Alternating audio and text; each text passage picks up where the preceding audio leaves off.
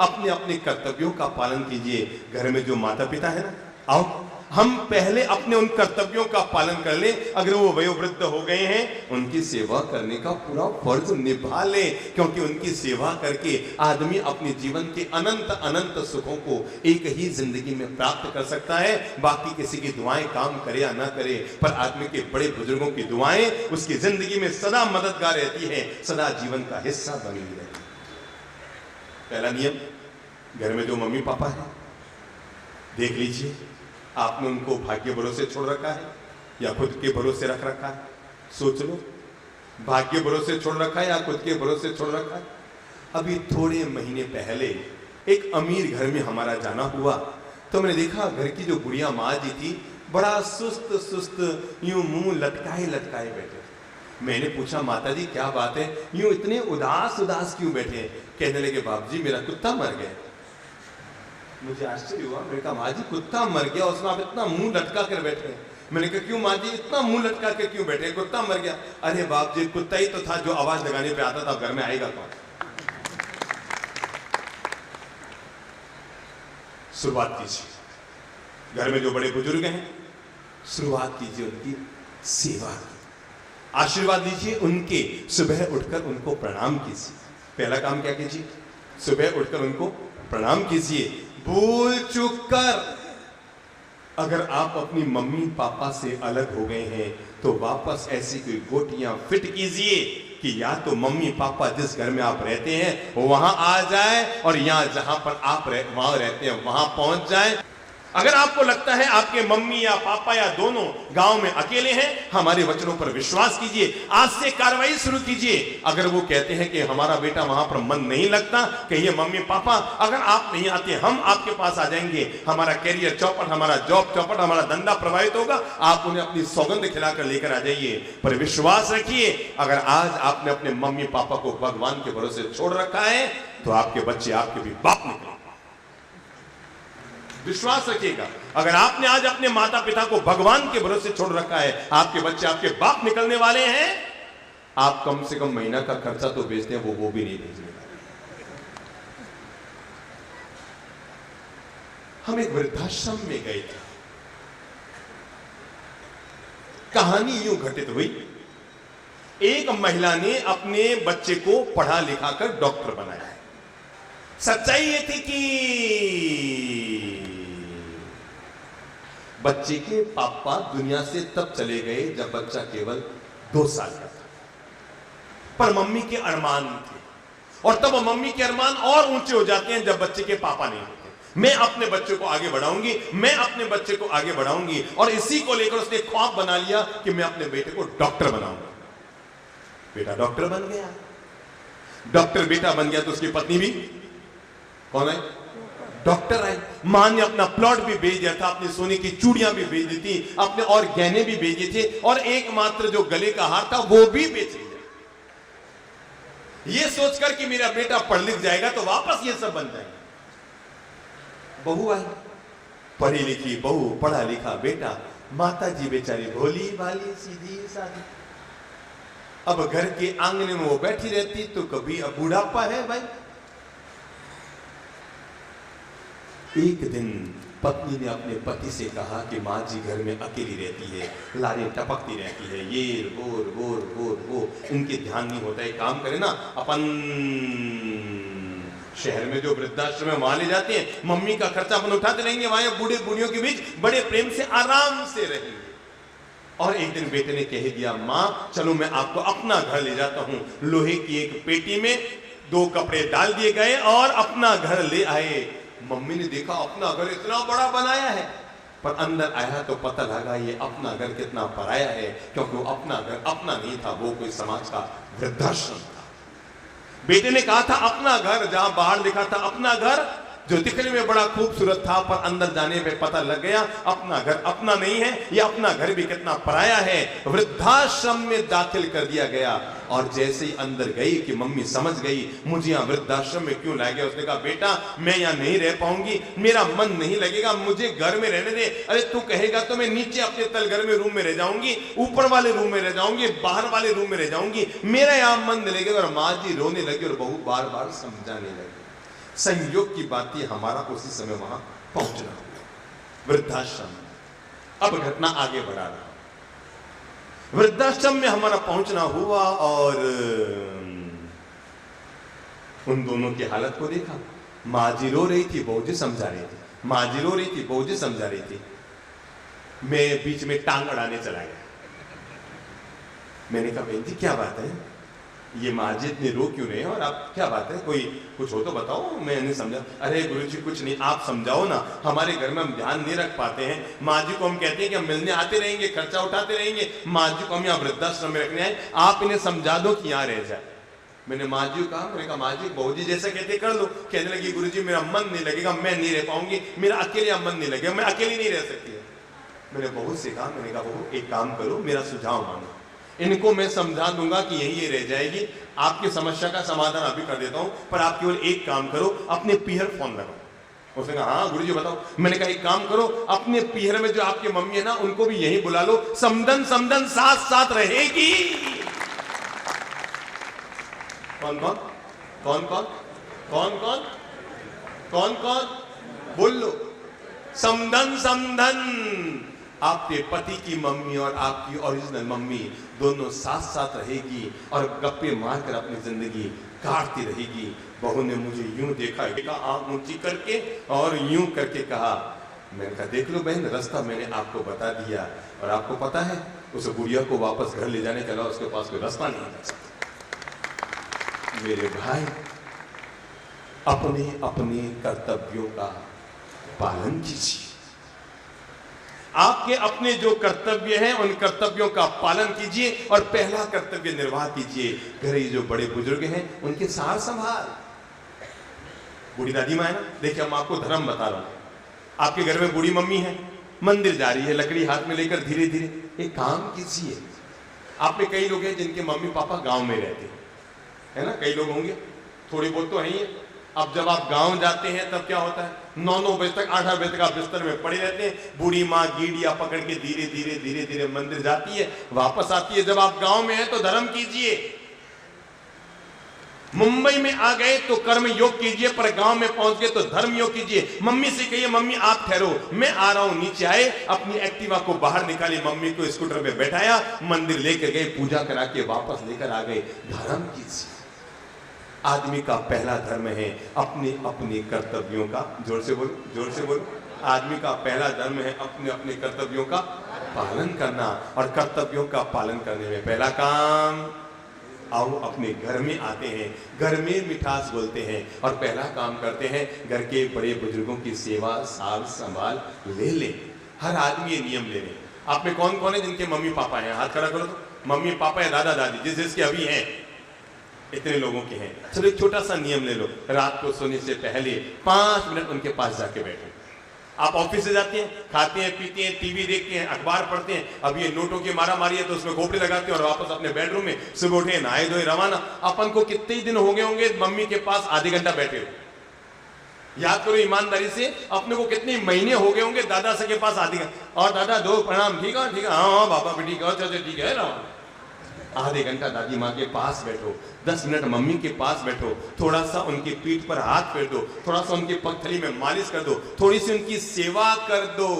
संस्कार जरूर डाल कर रखिए, क्योंकि उन्होंने आपके लिए बहुत कुछ किया है। सोचिए, आप जन्मे तो उन्होंने आपका पालन पोषण किया था, और आप छोटी सी बात को लेकर, मम्मी ने एक टेढ़ी बात बोल दी, पापा ने कोई टेढ़ा शब्द बोल दिया और अपन ने सोच लिया अपन अलग हो जाएंगे। जीवन में ये महापाप कभी मत कीजिए, जीतिए अपने माता पिता से कभी अलग मत होइए। अगर हो गए हैं, अपनी आत्मा को जगाइए, आत्मा की आवाज सुनिए। मम्मी पापा कहीं और है, या तो उनके पास जाइए या उनको अपने पास बुलाइए, पर उनसे दूर रहकर अपने जीवन के, अपने परिवार के, अपने घर के वातावरण को सूना सूनापन मत दीजिए। मैंने कहा इंसान का पहला धर्म है अपने अपने कर्तव्यों का, अपने अपने कर्तव्यों का, बोलो बोलो बोलो, अपने अपने कर्तव्यों का पालन। समझिए, आप यहां से दादर जा रहे थे, मोटरसाइकिल पर जा रहे थे, इतने में मोटरसाइकिल आपकी खराब हो गई। एक दोस्त उधर से गुजरा, उसने कहा लेला मेरे मोटरसाइकिल पे आजा, वापस शाम को आएंगे, ठीक करा के घर चलेंगे, और लेके आप आगे निकल गया। उसने आपको दादर में छोड़ा, आप उतरते समय क्या करेंगे? आप उतरते समय उसको मुंह से क्या बोलेंगे? धन्यवाद। आप किसी के घर गए, तेज गर्मी का मई का महीना था और उन्होंने आपको ठंडा ठंडा संतरे का जूस पिलाया, आप बाहर निकलते समय क्या कहेंगे? बहुत अच्छा लगा, बहुत अच्छा। कभी आपका काम अटक गया और आपके साला जी ने आपको 25,000 रुपये, ठीक है कल वापस लौटा देना, तब वापस जब लौटाएंगे तो क्या कहेंगे? एहसानमंद है। आदमी 2 किलोमीटर की लिफ्ट लेता है तो एहसानमंद हो जाता है। आदमी किसी की ठंडी सिकंजी या जूस पी ले तो थैंक यू कहकर आता है।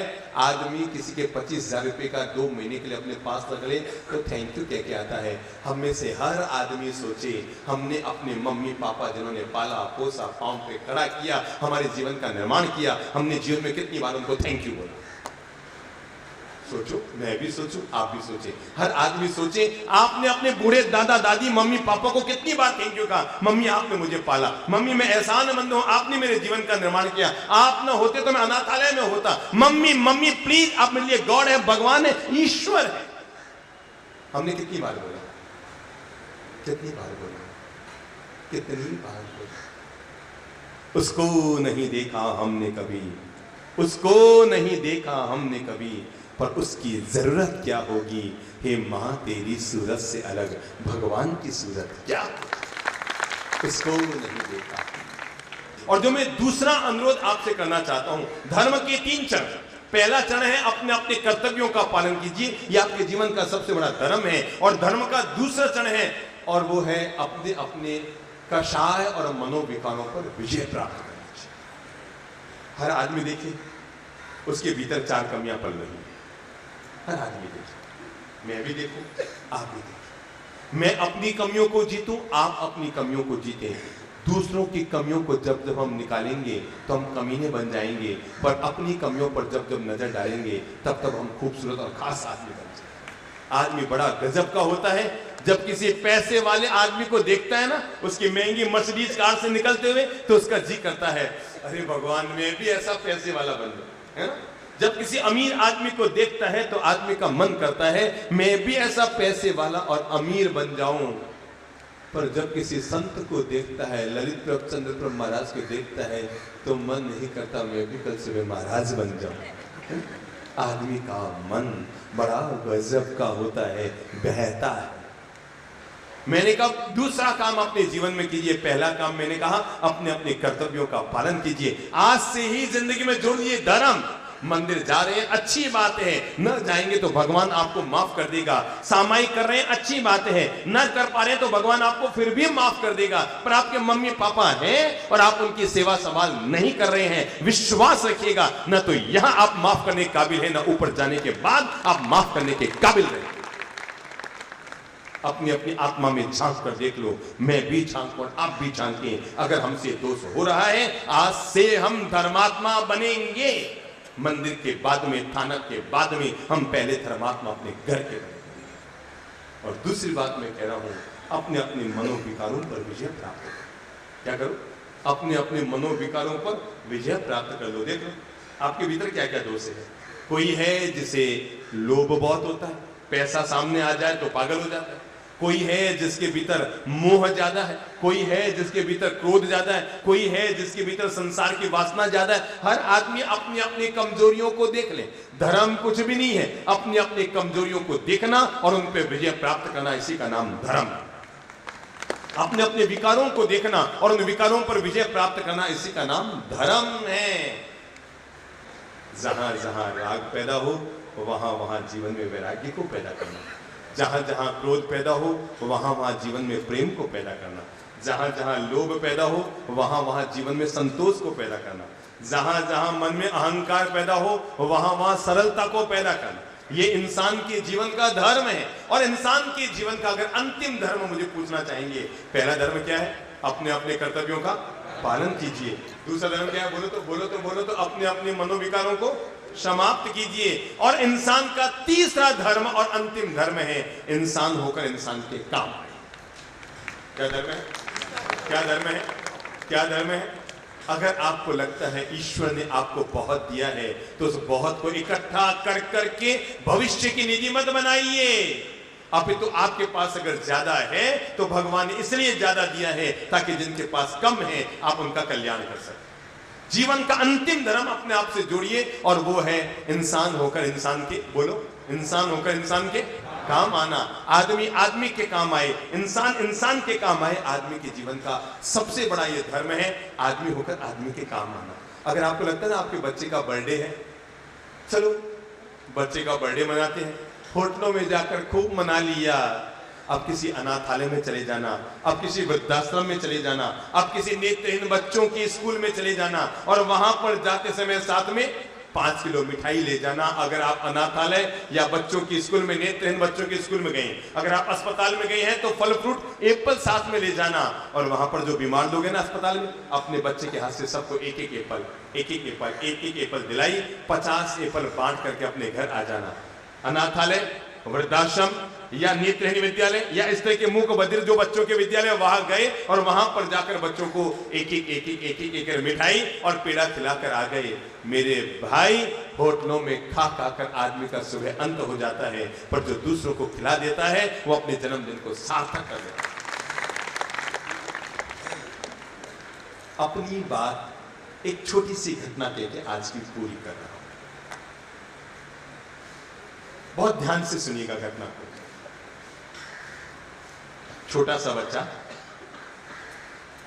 पिता दुनिया से तब चली गई जब वो केवल 2 महीने का था, और मां दुनिया से तब चली गई जब वो केवल 12 साल का था।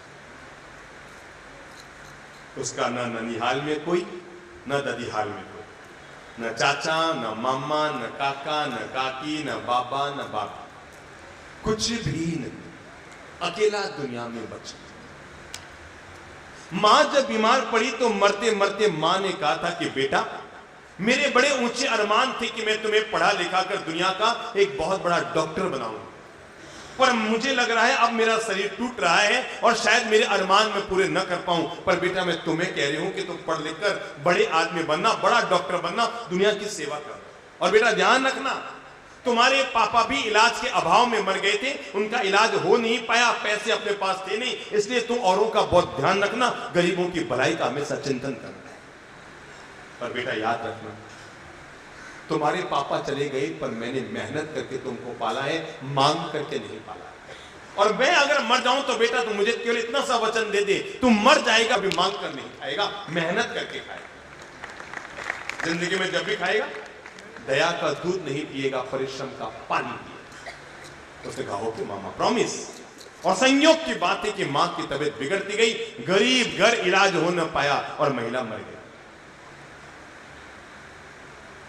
बच्चा रोज स्कूल जाता, बाहर निकल कर आता, छोटे मोटे काम करके आता, रोज कभी 1 रुपया, 2 रुपया, 50 पैसा, 20 पैसा कमा कर अपने घर पर आता और जैसे तैसे शाम की रोटी खाता। एक बार स्कूल से निकला, घर आया, काम पे निकला, काम न मिला तो दाम न मिला, अगले दिन फिर निकला, काम न मिला तो दाम न मिला, अगले दिन फिर निकला, काम न मिला तो दाम न मिला, और 3 दिन का भूखा रह गया। खाने पीने को बच्चे के पास कुछ भी नहीं।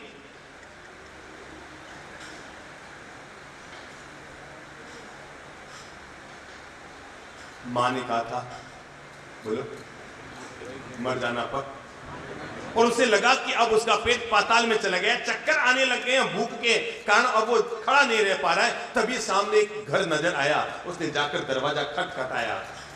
अंदर से एक महिला आई, 40 साल की। बोलो बेटा क्या काम है? माता जी थोड़ा खाने तो गया था भोजन, भूखा मर रहा था। पर फिर मम्मी की बात याद आई, बेटा मर जाना पर मांग कर मत खाना। कहा मम्मी, कहा माता जी बस थोड़ा सा पानी पिला दीजिए, बस प्यास लग रही है। महिला अंदर गई, बच्चे को देख के समझ गई कि बच्चा भूखा है, बिल्कुल दुबला पतला सा हो गया है। वो अंदर गई, फ्रिज में केसरिया दूध पड़ा था, सुबह कार्यक्रम का बचा हुआ, सो आधा किलो दूध की बड़ी वाली गिलास भर के लाई और लाकर उस बच्चे को दिया, ले बेटा पी ले, ठंडा दूध है, स्वादिष्ट दूध है, केसर और बादाम का दूध है। बच्चे ने भी जीवन में पहली बार इतना स्वादिष्ट दूध पिया था। पूरी की पूरी गिलास खाली करे, जेब में हाथ डाला, कुछ भी नहीं था। कहा माता जी आपने मुझे दूध पिलाया, बदले में आपको क्या दूं? मेरे पास अभी कुछ नहीं है, नहीं तो मैं आपको देता। कहा बेटा कैसी बात करता है, दुनिया में लेन देन ही जिंदगी थोड़ी होती है। अरे आज मैं तेरे काम आए, तू कभी किसी काम आना, जिंदगी में एक दूसरे के काम आना, यही जिंदगी है। दुनिया में 3 तरह के लोग होते हैं। पहले लोग वे होते हैं जो औरों का बुरा करते पर अपना भला करते हैं। दूसरे लोग वे होते हैं जो अपना भी भला करते हैं और दूसरों का भी भला करते हैं। पर तीसरे महान लोग वो होते हैं जो अपना भी बुरा हो जाए पर दूसरों का फिर भी भला करते हैं। आपको मालूम है अंग्रेजी में भगवान को क्या बोलते हैं? गॉड। गॉड की स्पेलिंग क्या है? G-O-D। एक और उल्टा करके बोलो, कुछ फर्क हुआ? बस जिंदगी कुछ नहीं है, आपके हाथ में है कि आप अपनी जिंदगी को G-O-D बनाते हैं या उसे पलट कर उल्टा करके D, बोलो बोलो बोलो बोलो, D-O-G बनाते हैं। फैसला आपको करना है कि आप अपने जीवन के लिए क्या करते हैं। तो महिला ने कहा बेटा काम आना, जिंदगी में कभी किसी काम आना। बच्चा चला गया, मां ने कहा था बेटा पढ़ लिख के डॉक्टर बनना। 25 साल बीत गए, महिला वो बूढ़ी हो गई जिसने दूध पिलाया। संयोग की बात बीमार हो गई, जांच में पता लगा कैंसर हो गया। राजस्थान के गांव में रहती थी, कैंसर हो गया, जोधपुर ले जाया गया। वहां डॉक्टर ने इलाज किया पर इलाज लागू ना हुआ। जयपुर ले जाया गया कैंसर हॉस्पिटल में, वहां भी इलाज किया गया, लागू ना हुआ। इलाज कराते कराते घर खाली हो गया। अंततः डॉक्टर ने कहा इसे मुंबई ले जाना पड़ेगा। मुंबई में लाया गया। कैंसर विशेषज्ञ डॉक्टर जो उस अस्पताल में था वहां पर लाकर उसका इलाज शुरू किया गया। इलाज चालू हुआ। महिला घबरा रही थी, पता नहीं मुंबई के अस्पतालों में लंबे चौड़े बिल आते हैं, कितना बिल आएगा, कितना बिल आएगा, कितना बिल आएगा, समझ नहीं पा रही थी। 3 महीने में उसकी तबीयत बिल्कुल ठीक हो गई। अस्पताल की छुट्टी थी, महिला अंदर से घबरा रही थी। बच्चों ने कहा मां चिंता मत करो, मकान भेज देंगे, अपने ऑफिस से गांव में वो भेज देंगे, एक दुकान भेज देंगे, आपका इलाज बिल्कुल परफेक्ट कराएंगे, कोई कमी नहीं आने देंगे। और जब रवानगी की बारी थी तो आखिर बिल आ गया। बिल आ गया और बिल पे लिफाफा था। महिला ने कांपते हाथों से लिफाफा खोला। लिफाफे के अंदर एक कागज का टुकड़ा था जिस पे लिखा था माता जी आपने अपना बिल का भुगतान तो आज से 30 साल पहले कर दिया था, आज मैं वापस आपके बिल का भुगतान कर रहा हूं। वही बच्चा, वही 1 गिलास दूध वाला बच्चा जो आज इस अस्पताल का मालिक बन गया है। महिला समझ ना पाई, महिला समझ ना पाई कि आखिर क्या था कि हमसे पैसे एडवांस भी नहीं लिए गए और क्या है कि हमारे लिए बिल भी नहीं आया। याद करने लगी कौन दूध वाला बच्चा, कौन दूध वाला बच्चा। और महिला को खूब याद करते करते याद आया एक कोई गरीब अनाथ बच्चा आया था, बिल्कुल मैले कपड़े में मैंने उसको दूध पिलाया था। और जैसे ही वो अस्पताल का मालिक उस महिला के सामने मुस्कुराते हुए आया, महिला पहचान तो ना पाई पर समझ जरूर गई।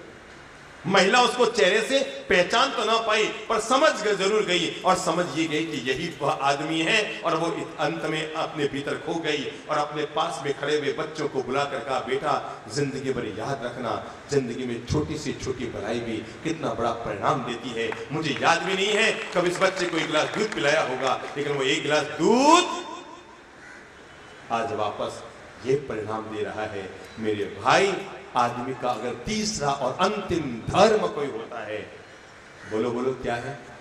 इंसान होकर, बोल लो इंसान होकर।